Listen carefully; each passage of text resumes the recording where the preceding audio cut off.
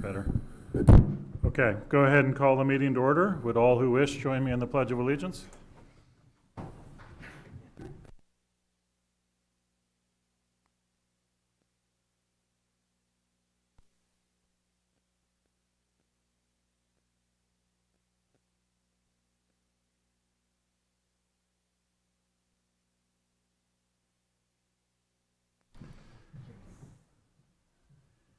So we don't actually have agenda adjustments tonight because this was the circulated agenda as of this point. And thank you, everybody, for accommodating the switch in time. I know our administrators have to be up early, and I know there's no public here tonight, but we got Shauna. Shauna's technically the public, I guess. Yeah. Yeah, we had a couple of situations come up with one of our board members was a coach of a football team that made the playoffs, and we have people who wanted to attend the vigil for the Squirrel Hill shooting in Bangor tonight, so we switched the time.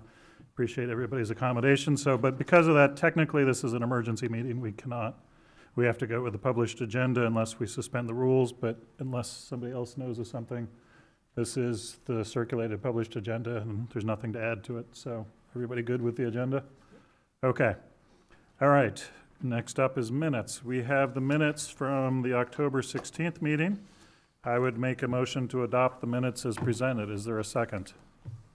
I'll second. Is there any discussion or corrections? Okay, all those in favor? All right. Next up, we have warrants. Actually, did we have any warrants? Yes. You want to just give me the numbers on those? So we have warrant number 2, payroll, and warrant number 8, payroll. I would make a motion to approve payroll number 2 and payroll number 8. Is there warrants? Is there a second? I'll second. Any discussion? All those in favor? Okay. Next up, public comment. Do we have any public comment? Seeing no public comment, next up is presentations. We'll start with the superintendent report. Good evening. I have a couple of items to report on, and then I want to just summarize the enrollment report, and we can have any questions that you might have after having reviewed that. Just want to let everyone know that several of us attended the MSMA, MSBA, well, it's MSMA, which includes the Superintendent's Association and the School Board Association fall conference last week in Augusta. Picked up some really good information. Sharon, Brian, and myself, we attended, and Brian participated as a delegate. That's the first time in recent years I think we've had a delegate go for the delegate assembly, so he might mention more about that at some point. But it was a really good use of our time. I also wanted to it's kind of a commendation, kind of a report out. I wanted to recognize Sharon Brady and Karen Martin, who organized the flu shot clinic recently. Karen, I think, obtained assistance to make that happen. And we had so many people participate, we had to schedule round 2 because they ran out. So we just appreciate their efforts toward helping our organization stay well and in good health. The enrollment report is what I had listed. We provided a copy of that in your packet and in what was sent out previously. So this is a comparison last year to this year. It's the one entitled October 1 enrollment. Sharon has one that has a lot of numbers on it, but hers is colorful and mine is not. So the October 1 enrollment comparison shows kind of in the state reporting framework, the big kind of categories where we report students and break out our population. So you can see overall those numbers reflect what we had previously reported in kind of close proximity. That was actually the October 1 attendance count. and they have changed up and down since then, but that's what our subsidy will be based upon. The 271 at ASA, 172 at OMS, and 335 at OHS. And then you can see under the subsidy students, those are the students who are, the resident students, because when you look over at the other categories, you can see, you know, how the other categories contribute the equivalent instruction and tuition. So the 142, obviously a larger number at the high school for tuition. I would say that's close to about 40% of our high school enrollment under the tuition line. The resident special ed, that's going to relate to something Sharon's going to talk about in her numbers, but those numbers have grown, as you can see, since last year for just resident, and then we have the tuition numbers that she will speak to. And our EL population is also increasing. Our tuition numbers, as you can see, when you compare those, are down slightly. And we had that, you know, small bubble of our, I forget what the group that did our base, our tuition base. The tuition-based towns this year were a smaller group on the whole. So that contributes to kind of that overall, we're down overall. But if you recall what we projected for this year for tuition, we are in good shape. So this isn't below what we were projecting for this year. So that's the good news of it, that we forecasted almost right on where we ended up. Don't you recall that that's the case? We talked about that, I think, a couple meetings ago. So in looking at the enrollment report, though, we can see that we would expect that number to increase because our base increases. And then, you know, we do have a goal as a district to really work on kind of enhancing efforts and strategies and kind of putting all heads together to think about how to draw students into Orono. The equivalent instruction line, those would be students who are coming in for partial day courses or programmatically we're serving, but they're not they're not a full subsidy calculation. So those are kind of pieces and parts of programs that are that we have in our numbers. For example, if someone's coming in, a homeschool student, just for a portion of their day, we get to count them in just a small portion. So, so you see there, overall, down about 15 students compared to October 1 last year.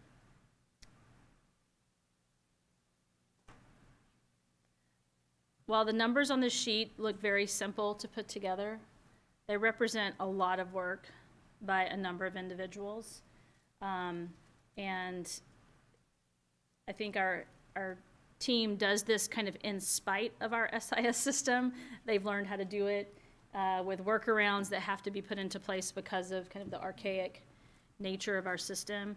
So our admin assistants at each of the schools and Lynn, as well as Sharon and Pam, put in a lot of time to really make this, make these numbers be able to be reported accurately and within the timelines, because as you know, they're really important for our subsidy.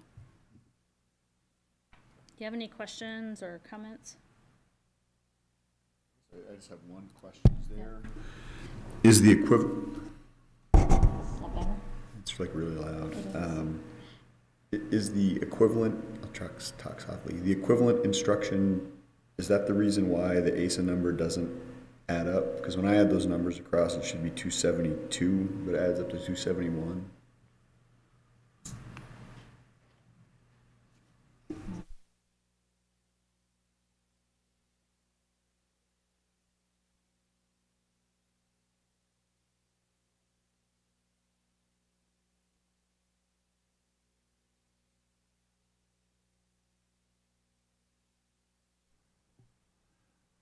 So maybe this is a question or a comment, but just to contextualize, my sense of what happened is terms of the big shifts across schools is we had a large class, 5th grade at ASA that graduated up to OMS. And we also had a large, medium, not as large, but medium-large class at OMS that went up to OHS, but we had a very large class that graduated from seniors to, out of our schools. So it's basically those two classes that shifted from ASA to OMS in that big class. I know sometimes people like to look at the trends and, you know, look at one year that's down and think, oh, we're down, but you really have to look at the class-by-class cohorts, and from my memory, it's really just those two classes shifting around, and if you look at the numbers at ASA behind that, and they're pretty strong again. Yeah, you're right, that the 5th grade class coming in, while not as large, or the 5th grade class moving to 6th, while not as large as the current 7th grade class, is slightly larger than the group that just moved from 8th to 9th, although the group that moved from 8th to 9th is a strong number. The smallest number in that range is the current 8th grade class. So they're a smaller group. And then when you look at ASA, they have a small 5th grade group. So it's an interesting how it's almost evening out as we're moving through the middle school. We had a comparably sized 8th grade leave and 5th grade enter. Enough comparably that the structure of class sizes and the number of courses we're offering was sufficient to serve both groups. And then that 5th grade coming up, is it going to really match around where the small 8th grade class is? And I can't remember the numbers on last year's senior class. Yeah, so that's a larger size class for our high school. So yeah, you're absolutely right. And then that, with the 9th grade group coming in, while our group was decent size, the base was smaller from our tuition town. So as a whole, that 9th grade class comparatively is probably smaller than other classes in the middle school might be at times. When you look at ASA, the kindergarten this year is on the smaller size right now, which could change. We see, you know, a lot of change when, not a lot, but can have significant change when that group moves from K to 1, more families coming into the school. So we'll be watching that trend and really testing that against our enrollment study to see, you know, how accurate was the forecasting. I think that'll be interesting to see how that mirrors reality.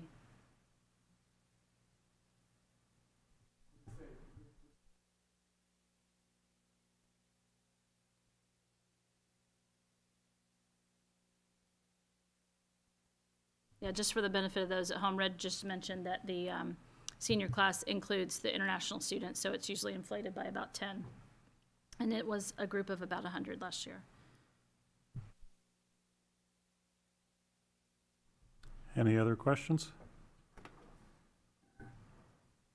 Nope.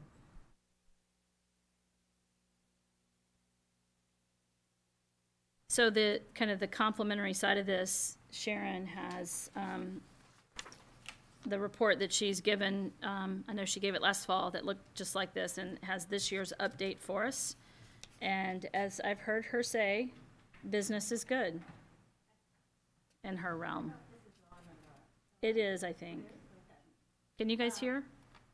No, it's not on.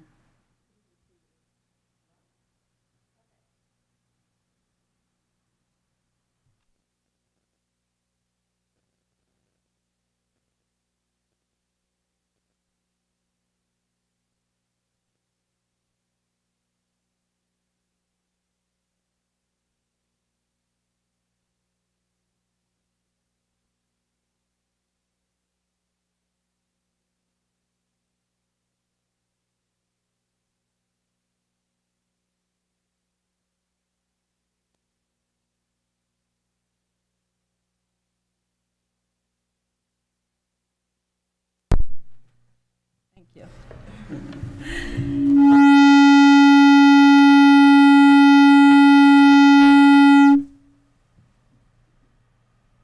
Doing that a lot tonight,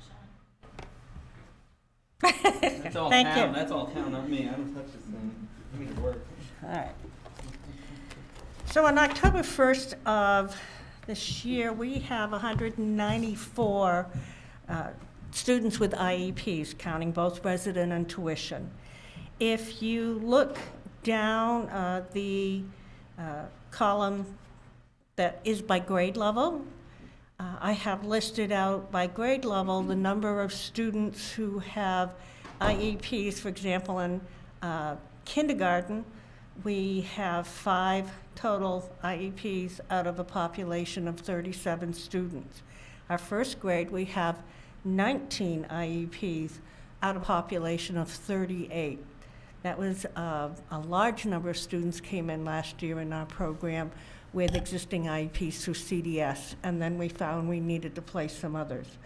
So if you run down through those numbers, you can kind of see where there are bubble groups, where there are small groups, leading to that number of 194.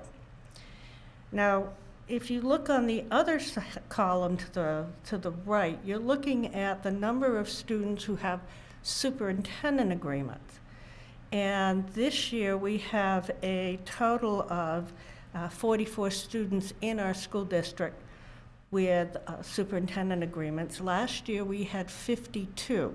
That number is stabilizing and coming down a little bit as the early rush to superintendent agreement seems to have sort of stabilized after a long period of time when that wasn't allowed to the commissioner's office. The bottom 2 are numbers that I report to the state, and I thought you might be interested. There are 13 disability categories, and I identified where our students fall. We have 31 students in our schools who have an identification of autism. We have 9 with intellectual disabilities, 8 with multiple handicaps, 17 have an emotional disability. We have 1 student with a hearing impairment, and then we have other health impaired, which is often where students with ADHD types of diagnoses go, for 47 students, 50 with specific learning disabilities, and 31 are identified with a language or articulation delay. And then the other set of, the last box is talking about what we call least restrictive environment, meaning the regular education setting is where we prefer to have all students, and this breaks it down by building as to how intensive we're providing pull-out programs for students. So 80% or more time in the regular education is where you see the bulk of our students. Very few are in what we would call self-contained programming, which means they're only accessing a limited amount of time in the regular ed setting or out of district. The percentage of students in special education is climbing. State average last year was a little over 17.5%. And I don't have the 2018 number yet. Obviously, we're collecting it now. In our district, we're running 25%. And when you look at the fact that our student overall population is down somewhat, our number of tuition students is relatively stable. We went from a high in 2013 of tuition students of 43, and then the numbers went 36, 29, 25, 35, 36. What's driving our numbers up is residents who are in town and have children who need IEPs. Questions? I would just say one point of clarification, if you're looking at this sheet and the sheet I just gave you, one of the differences in the ASA numbers is pre-K is not listed on this sheet because typically we do not serve pre-K students through special services. So that's Also, and as I said, I grabbed those numbers last week. Right. And really, 3 weeks difference can make a difference in numbers. But not having pre-K in there because we have an AM and PM session, that's Yeah. a significant group that's in our 271.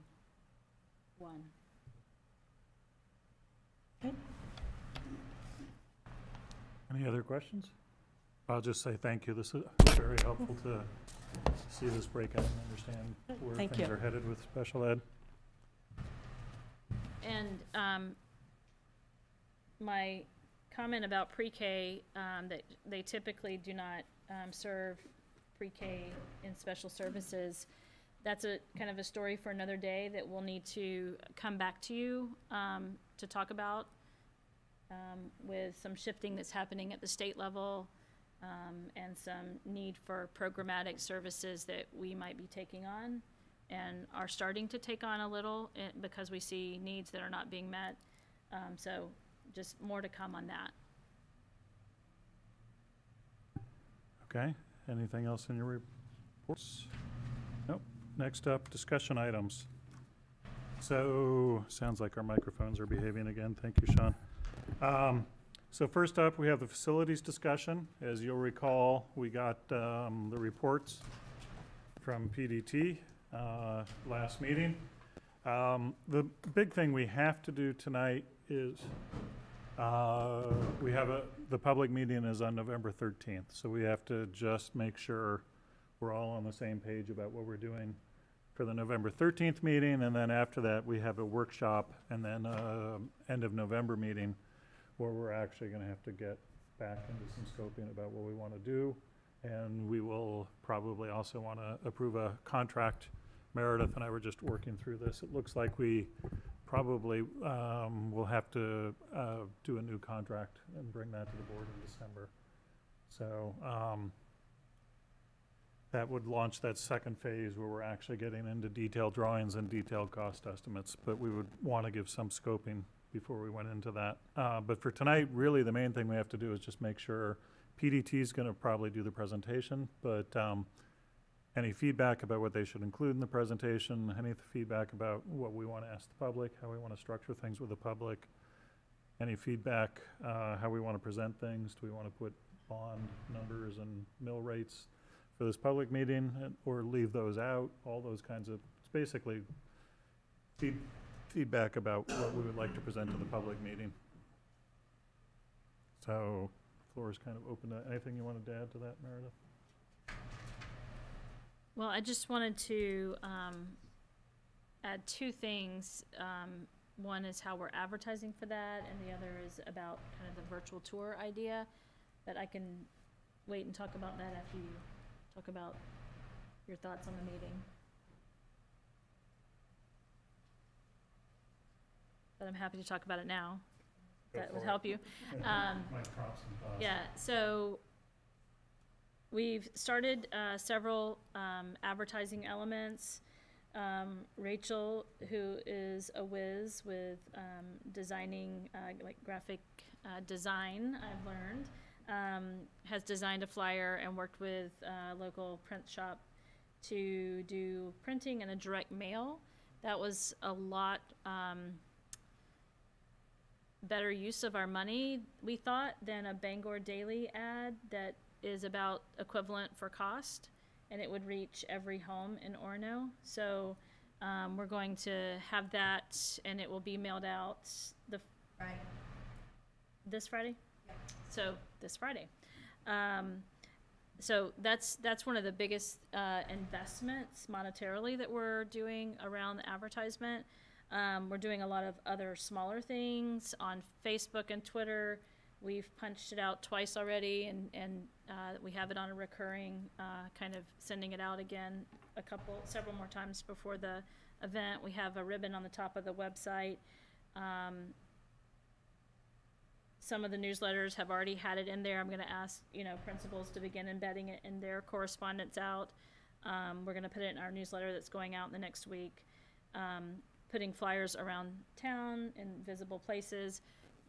We have an article that is going to, Greg Fish did an article, and it's either in this week's Penobscot Times that I'm not sure if it's out yet, that just advertises what we're doing in the process and then when that forum is going to be held. And, we're inquiring tomorrow with the town about putting flyers or a poster up at the polling place for November 6th. to advertise the forum as well. So that's really all of the advertisement we have going on for that, and I think the question from the public we had at the last session kind of was helpful to kind of think about how to reach more households, and I think the direct mail is really the key for that. So that's what we're doing around advertisement, so we really hope that we'll have a good cross-section and have strong attendance at that forum.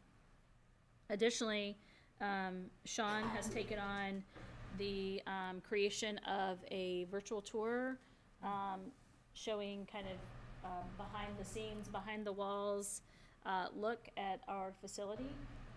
And I'm gonna ask him to try to have maybe a first cut at that ready to be able to be used on the 13th, but you know, we want to have something on the website ultimately that maybe might take them a little longer to pull together, but I think that's going to be a really great way to really demonstrate for people what kinds of things that we see and that are reflected in this report.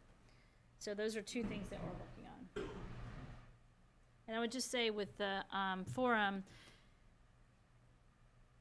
I'm really interested to hear what Lyndon in particular has to say and recommend around this, because those of you who were on the interview team, you know, that was one of the things that we felt Lyndon really offered a lot of expertise around when we chose PDT, around how to do kind of that public phase of the work. And so I'll be interested to hear what he says, but I think also thinking through how we handle, do we incorporate some of the bond numbers that Brian threw out at our last meeting? Do you think that's the right time for that, or what's the right way to do that? Or were there elements missing in what PDT presented here? Because I have a feeling it'll be kind of the same flavor of information, but were there any elements that you thought or you think would be good to highlight more, or to kind of highlight less? The kinds of things we're wondering if you've had thoughts on. Yeah, so we're certainly, I think, giving the full effort to make sure that this is an open meeting. This is not just a parents' meeting or something. We'll see, you know, who shows up, but on the other hand, I suspect who shows up will be indicative of who's voting, so it'll probably be very useful on that front. So PDT is going to give a presentation. You all saw their presentation at the last open meeting. You saw their presentation here 2 weeks ago, I think it was. So you probably have a pretty good sense what they're going to look like. They're probably going to show some new flashy schools, probably show a few pictures of our current schools, talk about the process of all the interviewing and the feedback they got. Meredith and I are going to meet with them, so we're certainly going to hear their advice and give them our advice. But that's going to happen. The virtual tour is going to happen. I guess some of the questions I have, you know, PDT put a price tag on things. Is that something we want presented at the public forum? My first thought is it's already in the public, but so we should probably go ahead, but what do people think about that? I don't know what to think about that, and I've been hemming back and forth as everyone's been talking, and I don't know. You almost don't want a sticker shock, but then again, you want to be transparent too. Right. I don't know. I mean, we haven't discussed this as a board, but my presumption is we're going to end up at a lower number than the number that they presented. So I think there is some danger of, you know, the thing that would be terrible is if that number came in, everybody assumed that the board was just going to go gung-ho with that number, and that number circulated all over the whole town. You know, and the whole project gets killed because that number is too high, which I think maybe it's important, and PDT did it while they were here, but I think maybe it's more important with the audience that they'll have to place emphasis on the fact that this is everything that they see and recommend, and it's our job to whittle it from there. You know, this is, you know, that number is to fix all the issues that they see on the premises.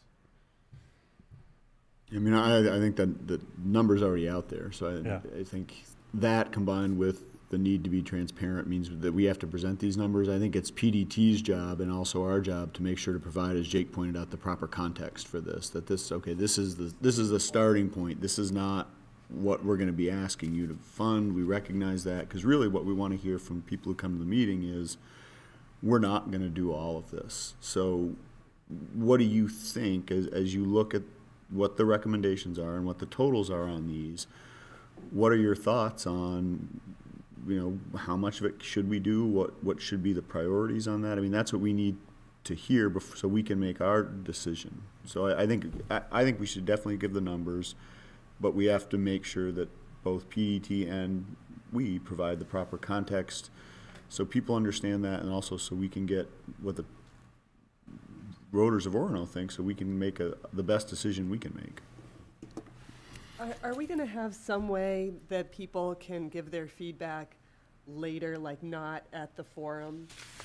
I mean, there are going to be some people who are instantly going to have their thoughts right there at the forum, but it seems like we need some really easy, clear way that people can provide their thoughts as they mull it over, because I know it takes me like a few days to kind of process, what I heard and what I really feel about it, that we need to have some way like an email address or something that they can send all those thoughts to, that it doesn't just go maybe and like get clogged up into everything else. I don't know if there could be like a separate email for this or something like that.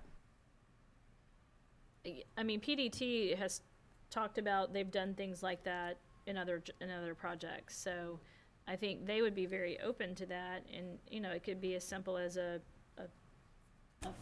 button that goes to a forum on our website where people can provide feedback within a window that we advertise and encourage people to utilize. Yeah, that's good feedback. What about the bond tax implications? You all saw how I would present that last week. It added everything from 5 million to 30 million, so it, that by itself is not going to cause any particular number to get out there.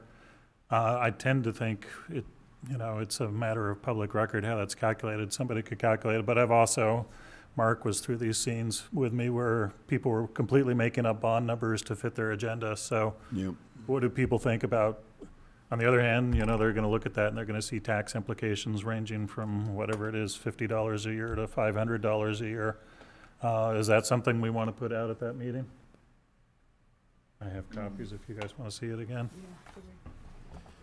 I mean, I thought that information was great, but I also feel like, just on a side note, there's going to be so many things already presented at this meeting that this is like another, because if PDT is going to be taking some of these people who are starting from scratch, like they didn't even know that this project was really happening. I mean, maybe we want to have it in there somewhere so that later processing people can figure it out, but like this is something that could take a full night kind of on itself, I think. Well, I think you're right that we saw it ourselves here, right, when PDT presented to the board. We could easily spend 5 hours answering questions, and they're going to go back to the state funding and things that bridges we've already crossed. So it probably is important to think about what we want to get out. I mean, we can just we can ask people tax dollars they're willing to pay without talking about how that maps through bonds and interest rates. But I have seen discussions about town tax rates quickly become very slippery. So I don't know. I think it's important to maybe have it in our pocket, that if the question comes up and it can be addressed and we're being open and honest about it, but I don't know if it needs to be like a whole extra piece that's handed out in another discussion item right then. We're going to have so many more of these meetings that this seems like maybe a later. I want to really see what people feel about the things that are presented, like the actual physical things. Like, where does everybody feel like the priority should be now that they've seen it? But it is true, well, I don't know that we're going to have another large public meeting of this size before we have to decide. So one thing I'm hoping, I mean, ultimately what I would like to get is the, cost-benefit trade-off. Here's the benefits. We've done a couple of ranking exercises, but they look a little bit different now that they have costs on them. Here's the cost, here's the benefit. I mean, in a perfect world, I don't think we can get there in 2 hours, or an hour and a half, or whatever it is. How far down this list should we go? How much are people willing to pay in taxes to get the first thing on the list, second thing on the list, third thing on the list? So I anticipate this turning into a tax conversation at some point. I want to get feedback about taxes. I just don't know exactly how to structure it. It seems like that's really important information to be able to provide the guidance that the architects will need to take us through the design phase, and to give committees enough guidance to know really what their scope is as well. So I don't know how, I think it's though a big piece for this meeting, that can, as, I mean, some of you said, you know, it can quickly turn the focus to that instead of, you know, hearing about the study and what the recommendations are. So I don't know if that's perhaps a follow-up kind of survey, but the problem with that is we don't reach all voters with our lists when we do online surveys, so. I think it's, my sense is that it would be something we'd present after, something we would put out in this meeting after the presentation is made. Because, I mean, again, it's something that we've talked about. To not make it available to me would seem to be a mistake. On the other hand, I wouldn't want it to be sitting on a table back there that people could take as they come in, because then they're not going to focus on the presentation. All they're going to focus on is this sheet.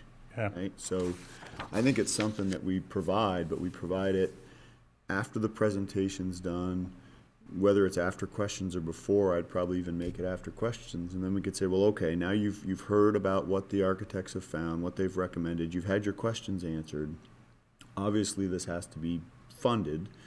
Here are some preliminary estimates, not final numbers, but some preliminary estimates on what certain amounts bonded over a certain period of time would mean in terms of increase or to mill rate and tax bill. And we distribute it. I like that approach. So maybe what I'm hearing is we have a PDT presentation that's focused on outcomes, the product. Maybe we break into small groups and do a fairly, it would have to be pretty quick, but half hour or 20-minute, you know, I'll call it focus group, but small group feedback with people from the facilities committee taking input from each group about what are the priorities out of what PDT's identified without the costs really necessarily talked about. And then we come back and have just a very brief couple of slides about cost estimates, dollar versus bond tax implications. And then we go back in a group and, okay, say, now that you've heard this, how far down the list do you think you want to go? Is that? I think that's right. I would want to make sure that there's an opportunity for people to ask questions of PDT before we break into groups. I also wouldn't fully commit to groups until you see what the size of the turnout is. I mean, if it's a turnout of 10, Right. Then I don't know that we need to do group work. We could kind of operate almost as a committee of the whole. But if there's a lot of people, then obviously I think we would want to break into groups. Yep, I certainly hope we have more than Yeah, 10, no, but I, you're right, I, we do, don't know. I do too, but we just don't know that. Yeah. I'm optimistic based on the turnout last time that Right. we'll have Yeah. 100 or so. Yeah, that'd be great. That'd be great. That's certainly where my thinking, just because we didn't even do the mass mailing last time, and, Right. yep.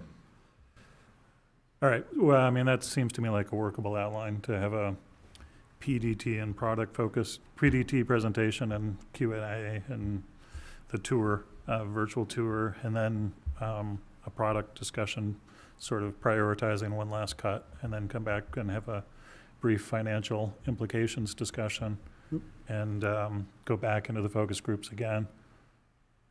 And I don't think we need to prompt them with I'm sure once we put tax numbers up, people will volunteer opinions very quickly, and we can Yeah. just capture those opinions. Yeah, that won't be hard to do.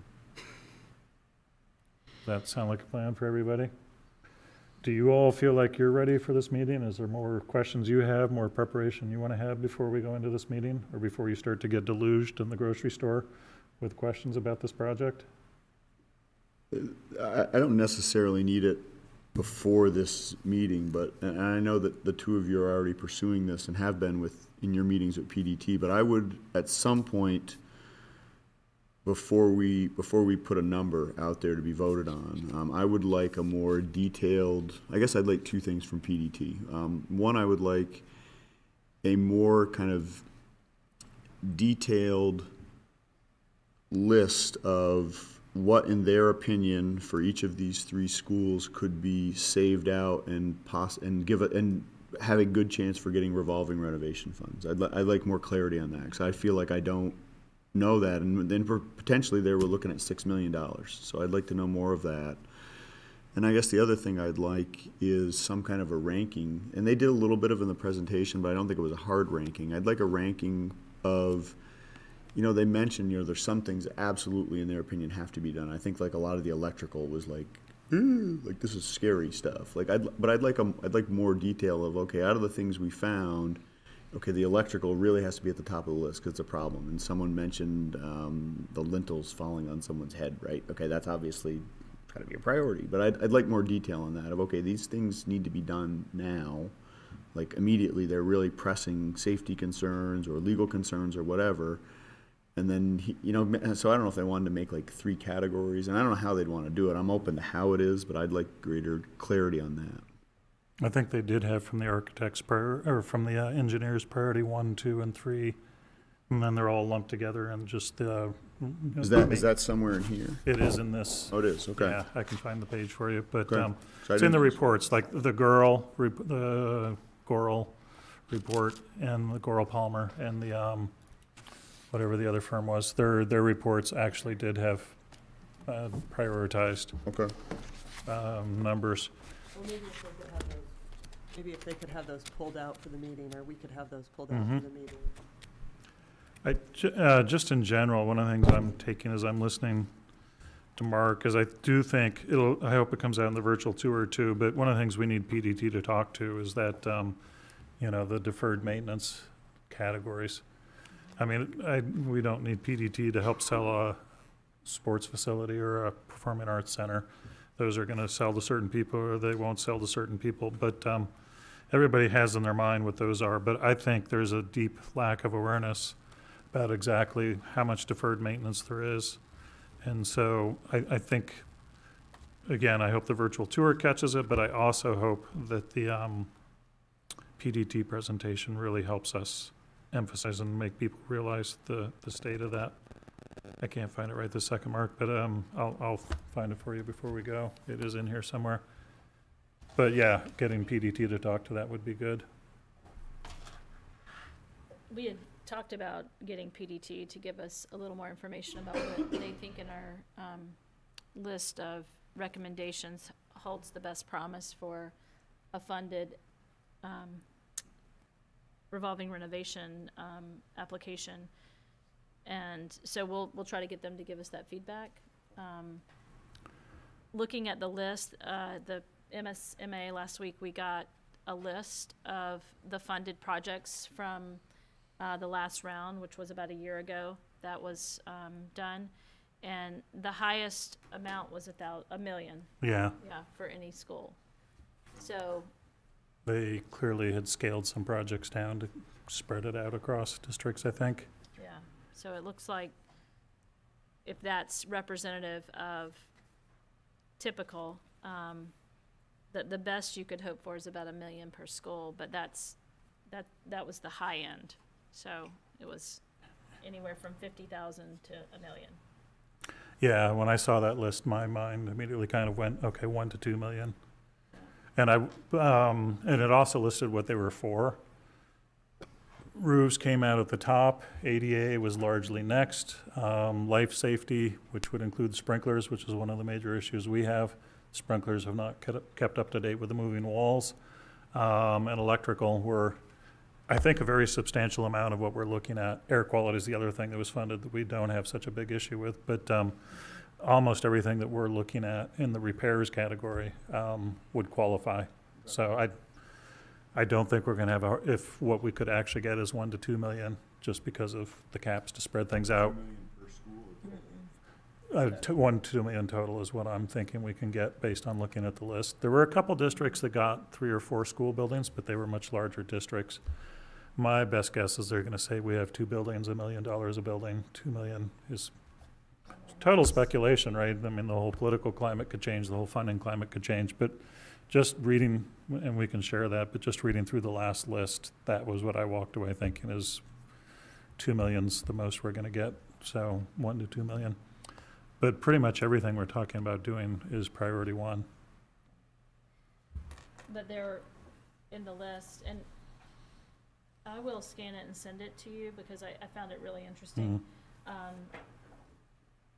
there were, I'm just guessing off the top of my head, probably 50 or 60 applications that were priority one.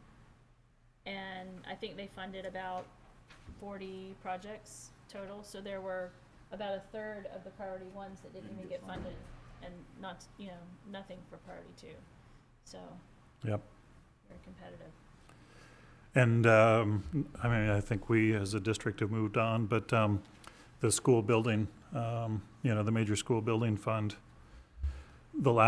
same thing, they gave us the example of what got approved last time. There's two steps. There's approved and then there's funded.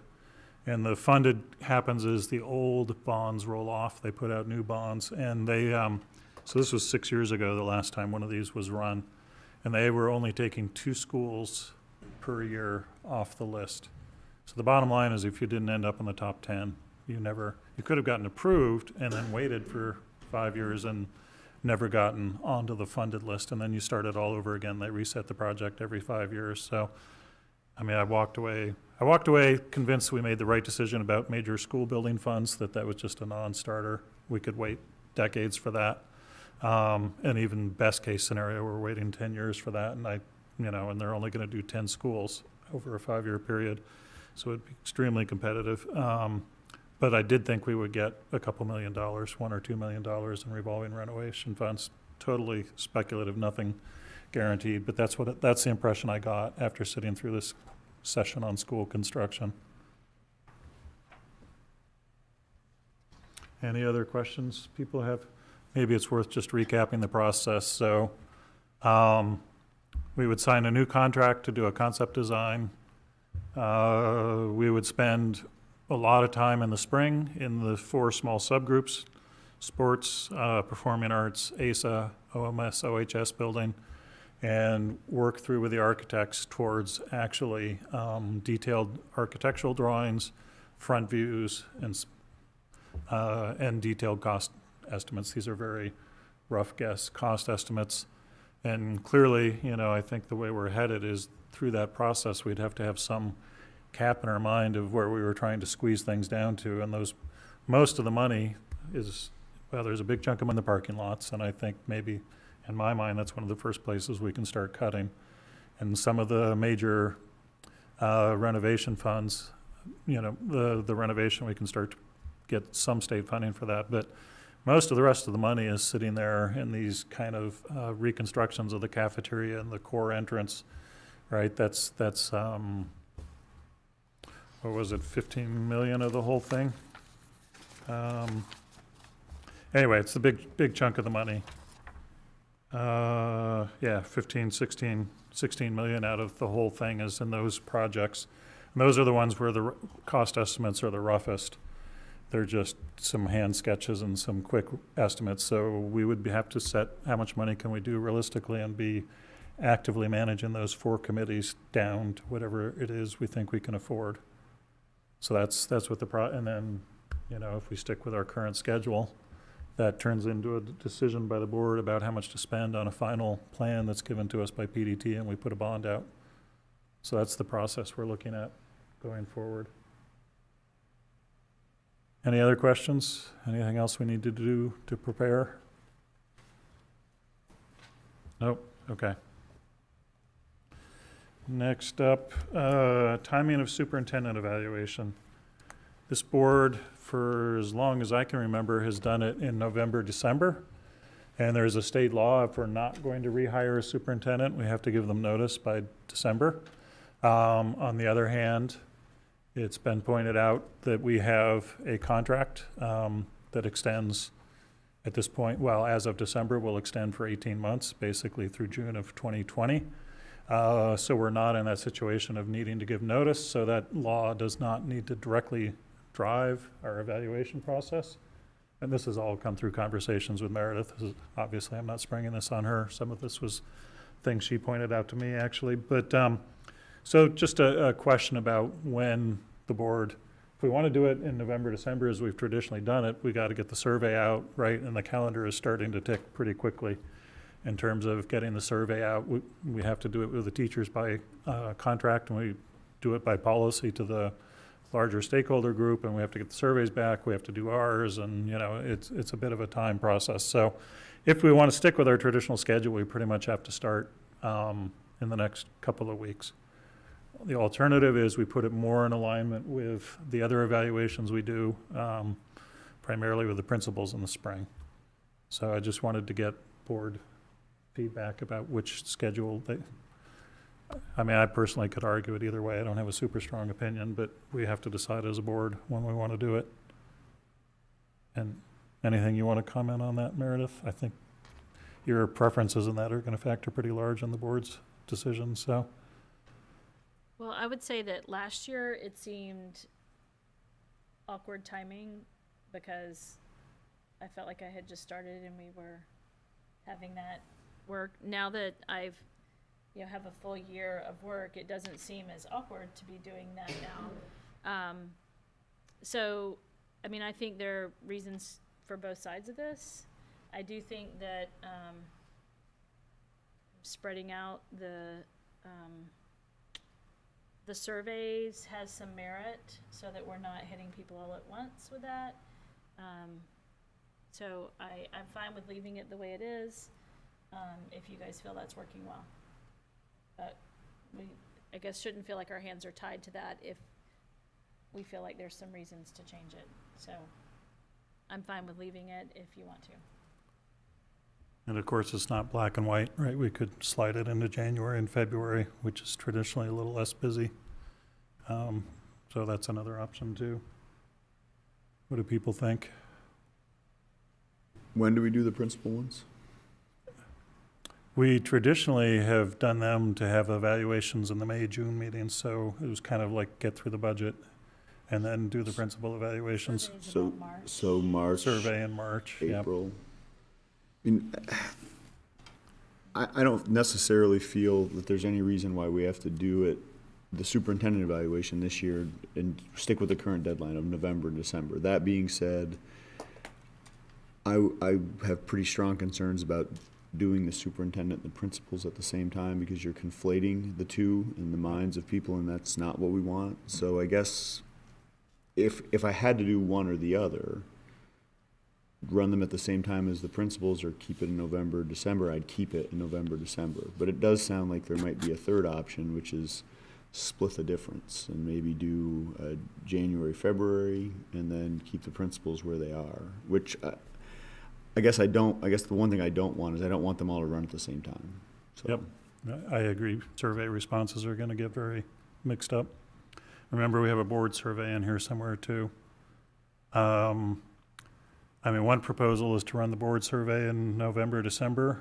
I'm less worried about people conflating us though with administration because Right. they know that we're not. But we often refer to the admins, and so could people conflate those? I think they'd be more likely to do that than, I mean, we're distinct, right? So Yeah. if they're irritated with something we've done, or they're happy with something we've done, then they can indicate that clearly. But if they're unhappy or happy about something that administration's done, it's maybe more difficult. Or if they're unhappy one place, maybe that goes down or goes up. And so I'm fine with running ours at the same, but also being different. But I think keeping the principal ones separate, timing-wise, from the superintendent one's pretty important. I think to that end, we'd be better off keeping them further apart, the principals and the superintendent further apart, so spring and November, December. So you stick to the current schedule? Okay. Yeah, I mean, I think January and February is a great time to run some survey if we have to do these sort of 3 sets, just because I feel like it's kind of a more dead time for people. They're not quite as busy as some other times of the year, but I'm not saying it has to be the superintendent. It might be one of the others. I think we should keep them farther apart, too. So that suggests to me we stick to the traditional November, December for the superintendent. Maybe the board goes out in January or February, and then the principals go out in the March, April timeframe. And then remember, for the superintendent, it's in the contract. I don't think it's made it into policy, but we've all agreed that we want to do a 6-month check-in that's much less formal as well. So we would still then do the check-in in the May, June timeframe. Does that sound like a schedule everybody's happy with? All right, I will get to drafting remember the superintendent survey we have to approve, so I will get to drafting the superintendent survey, and I guess we'll probably vote on that at the no, we can't vote at the November 13th meeting. We'll have to vote on the 27th, and we'll have to get a very quick turnaround. Maybe that we run the survey in December and we actually write the evaluation in January. I think that's realistically the schedule but at least the survey will be separated in time. Are you okay with that, Jake? Yeah. I Yeah. think it's more important to have the actual surveys separated in time than the actual. Right. All right, so we'll get the survey out before winter break, and the actual board evaluation process may slip into January, but, and then we'll get the board survey out in the early winter. Okay, that sounds like a plan. Next up, yes. Yes. Katie, we started late. You should feel free to go if you want. Yeah. I think you got all the exciting stuff anyway. Co-curricular nominations. I would make a motion to approve the slate of co-curricular nominations. These are all at the high school. So OMS yearbook, Jane Bowler. Indoor track, Chris Libby. Assistant varsity indoor track, Tyler White. Varsity swimming, Gary Therio. Girls varsity basketball, John Donato. Girls JV basketball, Derek Sinclair. Nordic skiing, one half Sid Dijak. Nordic skiing, the other half Ann Ross. Unified basketball coach, Jen Plord. Unified coach assistant, Kristen Espling. And drama one-act play, Rachel Sear. Is there a second? I'll second. Is there any discussion? All those in favor? Okay. Next up, we have requests for new stipends. Just trying to find it in my packet. Here we go. Stipend requests. We have 3. We can break these into separate discussions, or we can do them all as one. Maybe you want to just give us the brief highlights of them, Meredith, and we can figure from there. Sure, I tried to summarize kind of the rationale for each of these in this handout. The mentor is really due to some new elements in the statute or the regulations around evaluation, and the tier 2 and tier 3 would be new tiers that we're developing to support teachers, tier 2 supporting teachers who are new to the district but hold professional certification and experience from other places. So that would be a 75% of the existing stipend. And then tier 3 would be to support teachers within the district who've had significant change of assignment or of any way, like either across schools or with the assignment itself within a school. And that would be, excuse me, around 50% of the existing stipend. This has been through the supervision and evaluation group as well as the stipend committee, and the percentages and kind of framework was developed by the supervision and evaluation group, kind of under Sharon's leadership around what the statute requirements were. But actually that group had been talking about this kind of already before we knew that there was a change coming, that we needed something more, something different for other teachers than were currently served in the mentor program. So we feel like this is a good way to structure that. And because it's a statutory requirement, we really need to put this into effect right away. And with it not being a kind of the same situation as these others that would require a trial to see if there's student interest, that we should go ahead with these amounts. So that's the first one. You want me to keep talking about the others? Why don't you hit all 3 of them? Okay, so the ACES Show Choir, I think you guys know that it's been going for a couple of years and been very successful. Average participation is about 45 students. I think last year they actually had 50, according to the numbers I got.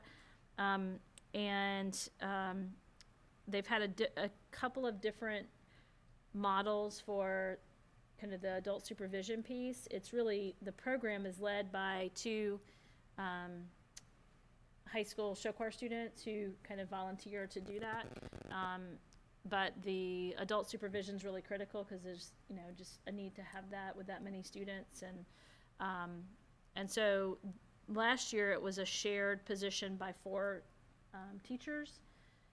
This year it's 1 teacher that's going to do the whole supervision.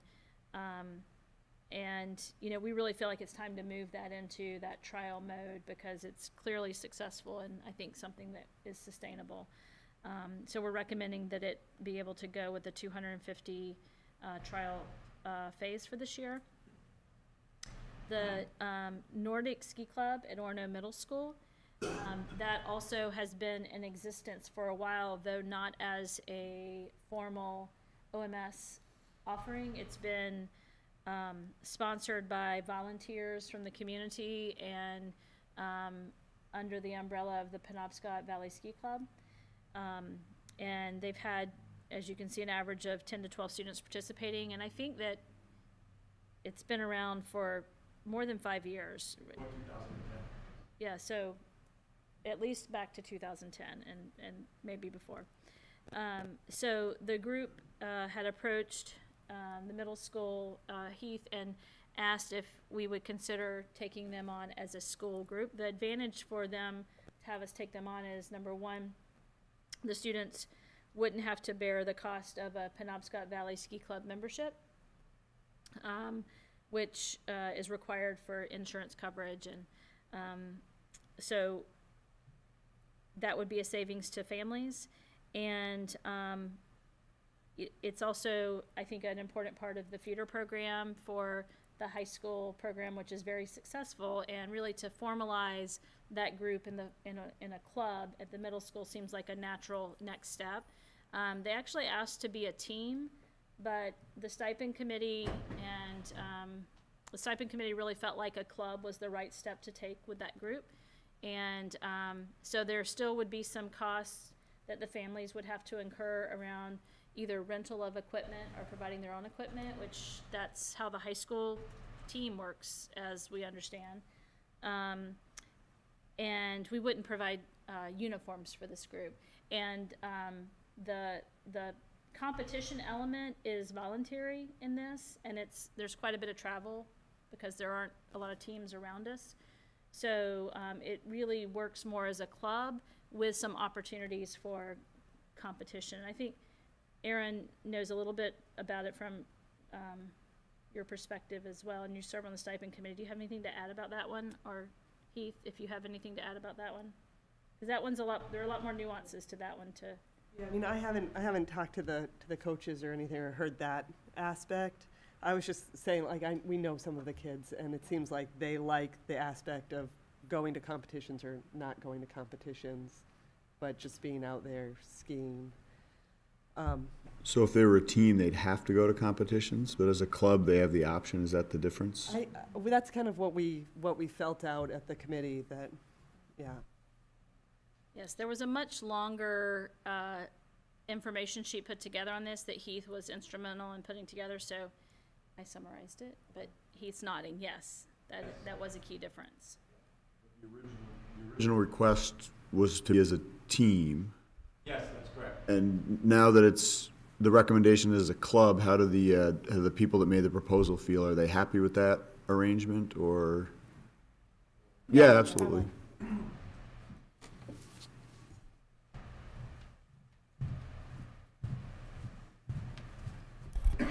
They, for number one, are extremely grateful that they are now officially part of Orono Middle School. So they made sure that I understood that. They were hoping that they were a team, and they were also a little disappointed about not having uniforms. And I shared some of our conversation at the stipend committee. But again, they're very, very happy being part of the middle school. And then they said, well, maybe the year after. So,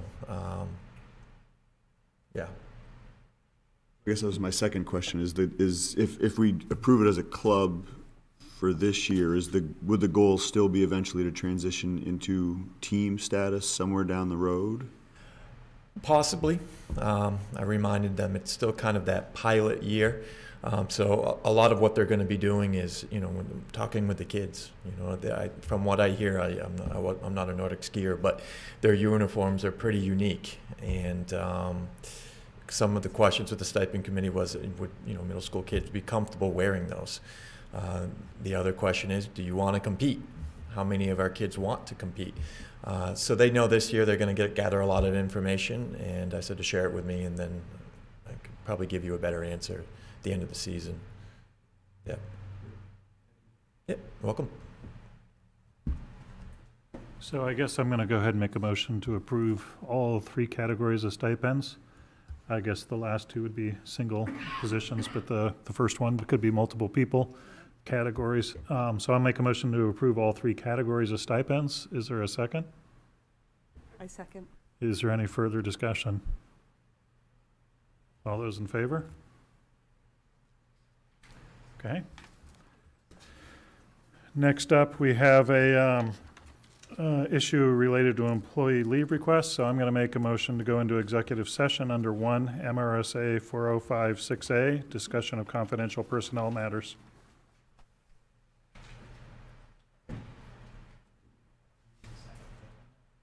Yes, we do. Thank you, Jake. Is there any further discussion? All those in favor?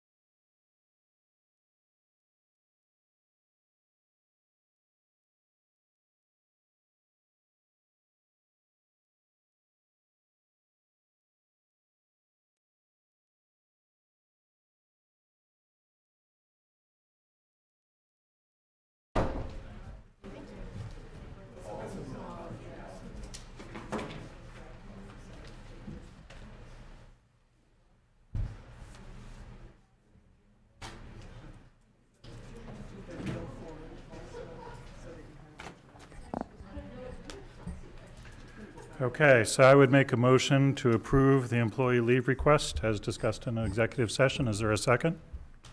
I second. Any discussion? All those in favor? Okay. Next up is the warrant article. You will recall we approved a warrant article holding the meeting concurrent or immediately preceding our November 13th public meeting. Unfortunately, we've been advised by the town and legal counsel that because of its proximity to the election, we are not going to have an accurate current voters list.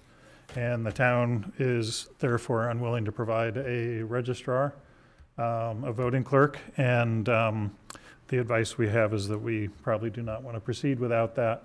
The issue would be if somebody showed up who registered in Maine, you can register to vote up to the day of the vote. We wouldn't have them on the list. We wouldn't know whether to count their vote or not in the meeting. So we are going to need to approve a new warrant article, moving it to a later date. So unfortunately, we're just going to attach it to our, what was it, our November 30th board meeting? 27th board meeting. So that the warrant will be at the annual meeting, or not annual meeting, but the town meeting to, remember this is to approve the transfer from the capital reserve. Will be at 6 o'clock on November 27th, and it's a single warrant article. It shouldn't take long, but 15, 20 minutes later, we'll have the board meeting. So you should have a copy of the warrant article in your packets.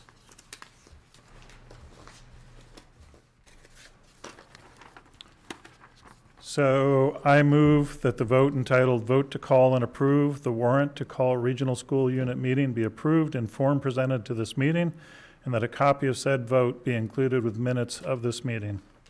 And for those who are listening at home, the article is Vote to Call and Approve the Warrant to Call Regional School Unit. You don't have to put this in the notes, Rachel. To call Regional School Unit Meeting. Voted that the Regional School Unit Meeting called for November 13th, 2018, for the purpose of voting on the capital reserve expenditure approval is hereby canceled, and the superintendent is directed to inform the voters of the RSU of such cancellation, and that the warrant to call regional school unit meeting presented to the meeting be approved, and that a regional school unit meeting be called for November 27th, 2018, for the purpose of voting on the capital reserve expenditure approval. Is there a second for that motion? I second. Any discussion? All those in favor? Don't leave until you sign the warrant article. You have, okay, you sign all 5. So I'd also like to just add that I appreciate the town working with us on this, because they have until November 30th to get the rolls updated and certified, and they agreed to work with us on this 27th date since we had a meeting that night. And, you know, we want to, you know, have them feel good about this, so I appreciate their flexibility with that. Yes, thank you for working that earlier than they had to accommodate us.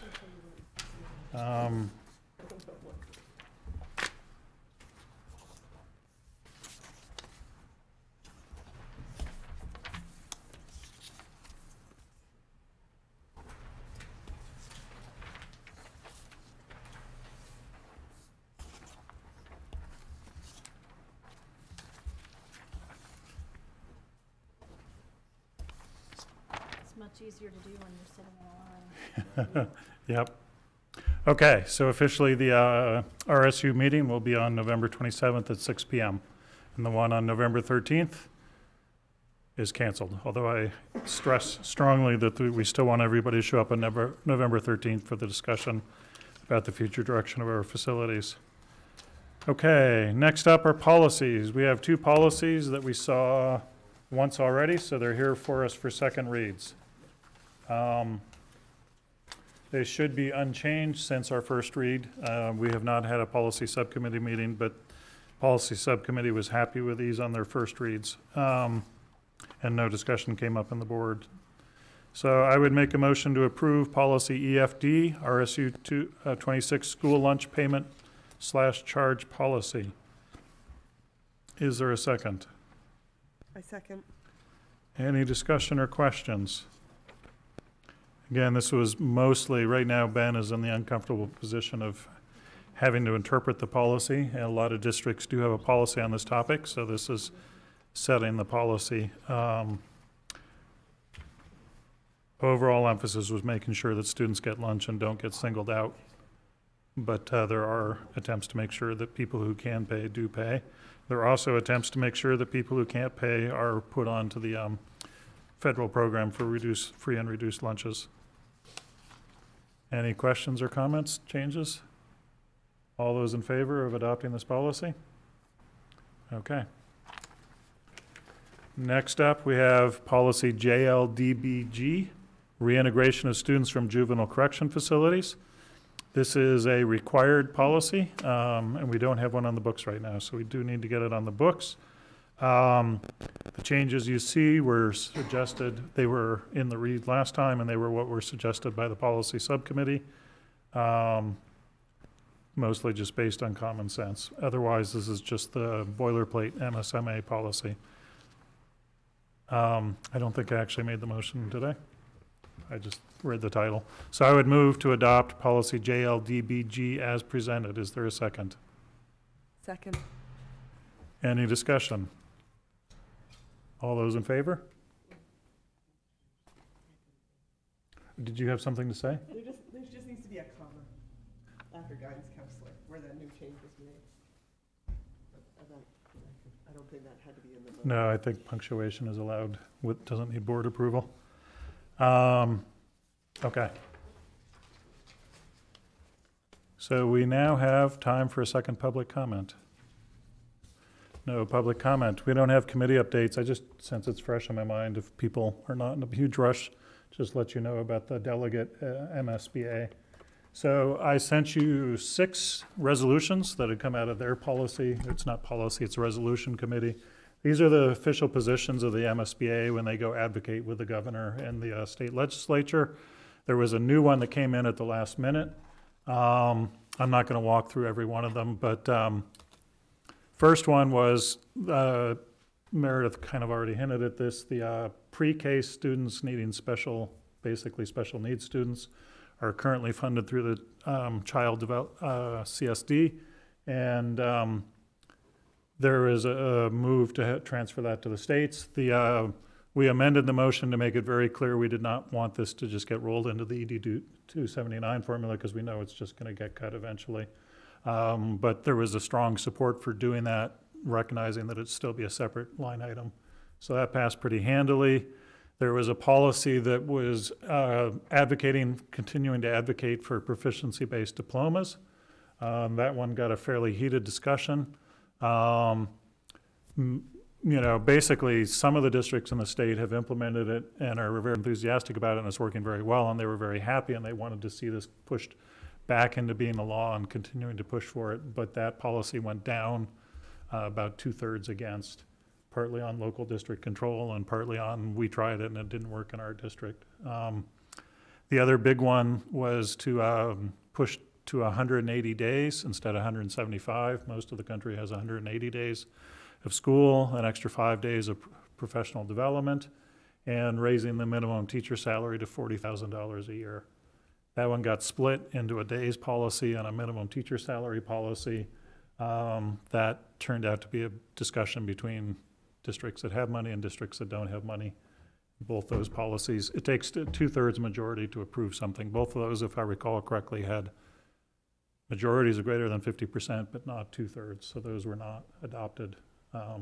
So in the end, the CSD policy, there were a couple of other smaller technical policies. I'd have to look at my notes to remember what they are. They were not discussed in a lot of detail.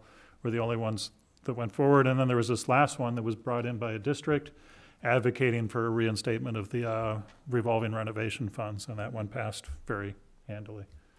So that was the work of the delegation. There was the gun-free schools. That's school it. Safety, right? Thank you. Yeah, so there was a school safety one, which quite frankly was just kind of motherhood and apple pie. We'll put money into resource officers, and it wasn't just a kind of a laundry list. That one passed. And the keeping the schools gun-free also passed. Got the 2/3 majorities. So those are the official policies of MSBA. A lot of the delegates who showed up, their board had spent hours discussing this, and they came with strong instructions on how to vote. I don't have an opinion whether that's something we want to do next time or not. I We're think making small progress. We sent a delegate this time. exactly. Well, you know, at one point, one of the delegates got up and said, well, I was instructed to vote this way, but now we just amended the, you know, we amended the whole thing, and now I think my board would like it, but I don't know what to do because my board didn't. I think if we do it, it would be under the understanding that whoever's the delegate, it's definitely, you know, still a representative democracy where they're empowered to take local decisions, but I don't know if the board is interested in discussing these things in a board meeting next time or not. Nobody got me, I did discuss them with Meredith, but nobody got me feedback, so something to think about next fall. Yeah, and went to a session, Meredith mentioned the one on school construction, went to one on math coaches. Got me very fired up, so I will be hitting you all with data and advocating for math coach this spring during budget season. What was it? Oh, the other one I went to was free speech for employees, and learned a little bit about the case law on that. So it's worth going. I mean, I know people don't necessarily have a day to go down to Augusta, but it's definitely an interesting place to go. I think Sharon wins the prize for going to the most interesting session. I think it was called Service Animals, Comfort Snakes. And peanuts. And nuts. And nuts, yeah. But it was, you know, obviously in her realm of things she deals with, but I just wanted to go to hear about comfort snakes, because I didn't know that was a thing. I'm not comforted. Any other new business? Next meeting's November 13th is our public meeting at the middle school gym. We hope everybody listening will show up. November 14th, the following day, the board will have a workshop, not a board meeting, but a workshop. I mean, it's a public meeting, the public is welcome, but it'll be a workshop format to discuss where we want to head with the facilities, and we will also then have a regular board meeting on November 27th at 6 p.m. here in the Town Council chambers. Any requests for information or follow-up? All right, I would motion to adjourn. Is there a second? A second. Any discussion? All those in favor? Thank you.